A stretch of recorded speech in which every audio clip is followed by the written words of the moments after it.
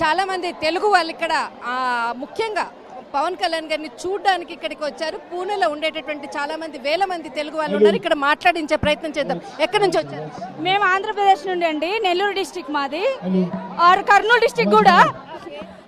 మా హీరో పవన్ కళ్యాణ్ और deputy CM ఇక్కడికి వచ్చినందుకు మేము చాలా గౌరవంగా ఫీల్ అవుతున్నాం. మాకు చాలా ఆనందంగా ఉంది. జై పవన్, జై పవన్, జై పవన్. పూణే చాలా సూపర్, పవన్ కళ్యాణ్ గారి కర్ణాటక మొదటిసారి చాలా గర్వంగా అనిపిస్తుంది. పవన్ కళ్యాణ్ గారు పూణేకి వచ్చి పవన్ కళ్యాణ్ గారు వచ్చి పంపించారు కదా, చాలా सर्वांचं या ठिकाणी मनपूर्वक हार्दिक स्वागत. महायुतीचे अधिकृत उमेदवार सुनील भाऊ कांबळे. నా పేరు నీరజ్, నేను కర్నూలు డిస్ట్రిక్ట్ మాది. పవన్ కళ్యాణ్ కోసం 3 hours నుంచి వెయిట్ చేస్తున్నా ఇక్కడ. బాబులకి కళ్యాణ్ బాబు మధ్యాహ్నం ఇంటర్వ్యూ చూసాము ఎయిర్పోర్ట్ లో, ఆ తర్వాత మళ్ళీ ఇంటికి వచ్చాము. मनपूर्वक हार्दिक स्वागत. भिंतीवरून खाली उतरा. बहुत अच्छा लगा और सीएम का काम अच्छा है. మా పవన్ కళ్యాణ్ మేము చూసాం, ఇప్పుడు చాలా సంతోషంగా గౌరవంగా ఫీల్ అవుతున్నాం. भिंतीवरून खाली उतरा. सर्वांनी या ठिकाणी सहकार्य केलेलं. కర్నూలు డిస్ట్రిక్ట్ నుంచి వచ్చాం, చాలా ప్రౌడ్ గా ఫీల్ అవుతున్నాం. ఆర్మీ యాక్చువల్లీ మేము ఆర్మీ 3 గంటల నుంచి వెయిట్ చేస్తున్నాం, చాలా సంతోషంగా ఉంది. I proud of you.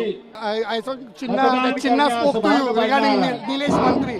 So my mother is a corporator of this area for last 40 years, and it was a great pleasure for people to welcome Pawan Kalyan ji, the Jan Seva Deputy CM of Andhra Pradesh, and definitely it will be a big impact for the people, and our candidates will be the winners in this candidate because of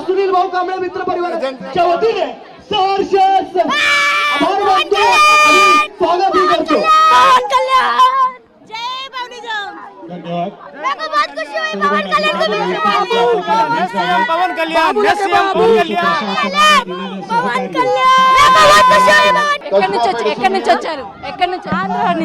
Andhra నుంచి వచ్చారు. నేను పూణేలోనే ఉంటాము. ఆంధ్ర నుంచి వచ్చారు. कहना चाहता हूं कि కేవలం పవన్ కళ్యాణ్ కొరకు हमें महाराष्ट्र को పవన్ కళ్యాణ్ అక్కడ చూస్తుంటే ఎలా మహారాష్ట్ర ఎక్సైటెడ్, ఫుల్ ఎక్సైటెడ్. వికాస పదంలో నడిపించాలి. మా బ్రదర్ వచ్చినట్టు ఫీల్ అవుతున్నాం. చాలా బలమైన जो कि महाराष्ट्र को और पूरे देश को